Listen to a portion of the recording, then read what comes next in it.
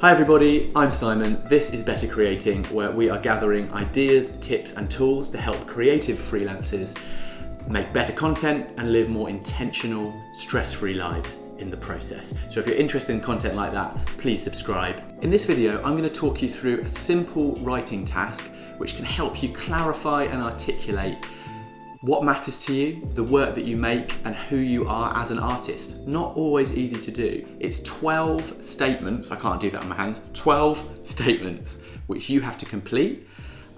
It's a wonderful, simple, reflective process. So let's get started with my 12 artist statements.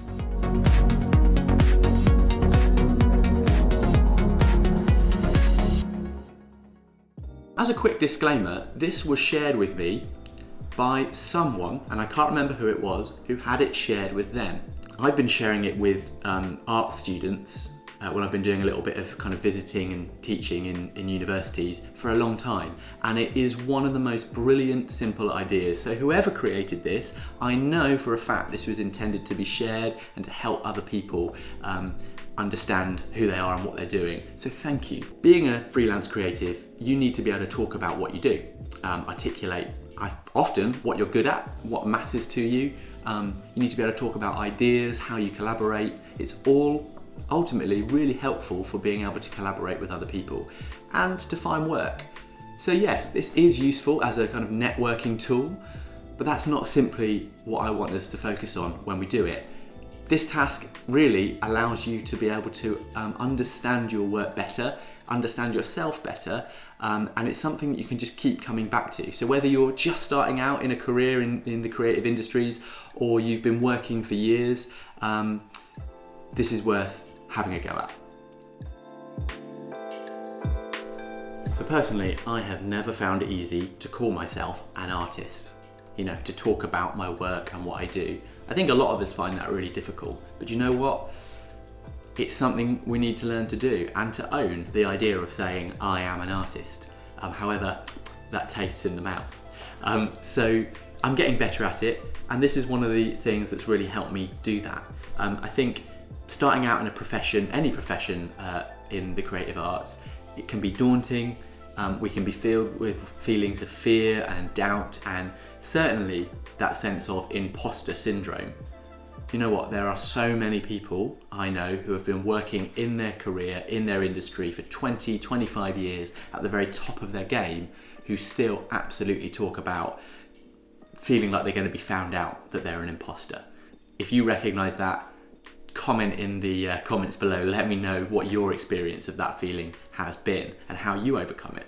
So these questions, these statements, however, are a way of eliminating the fear a little bit of talking about it and finding ways to talk about it, and eliminating the blank page, removing that thing which is, here's a blank page, here's an empty camera roll, go.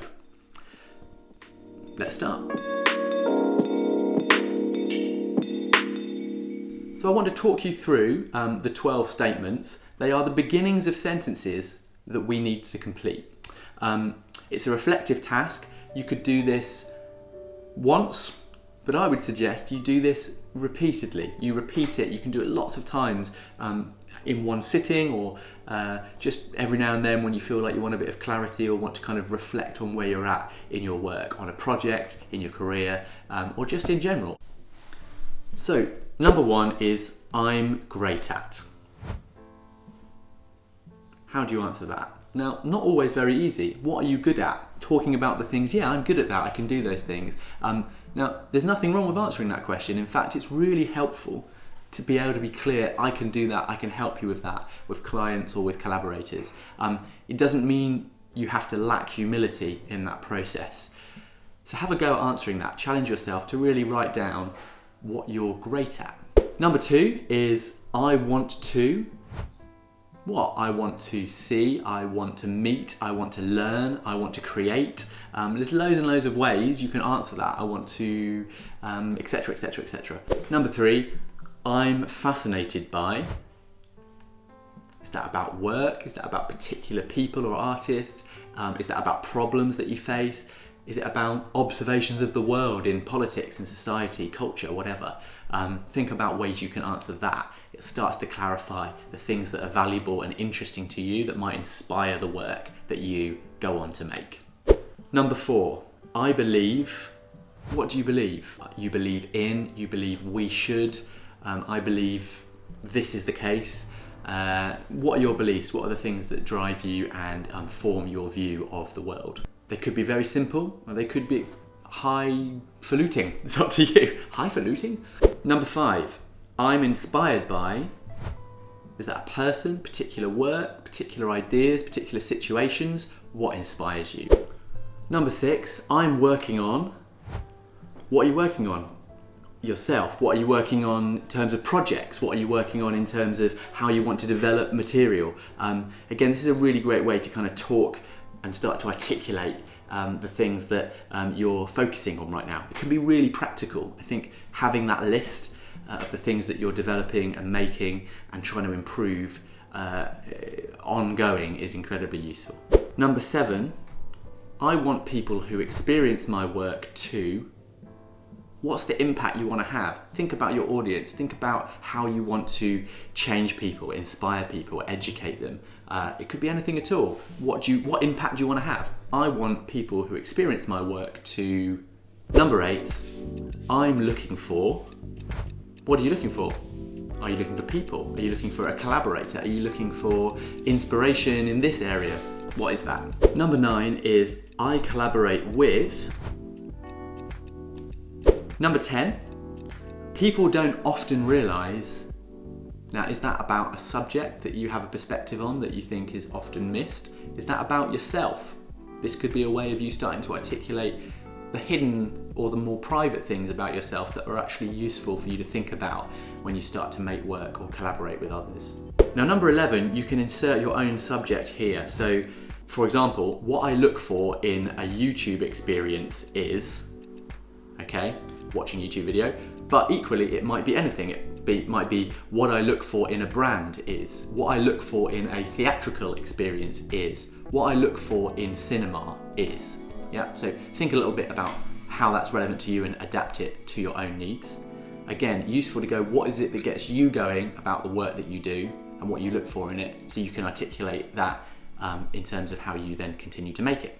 And finally, number 12, I do what I do because. Pretty self-explanatory.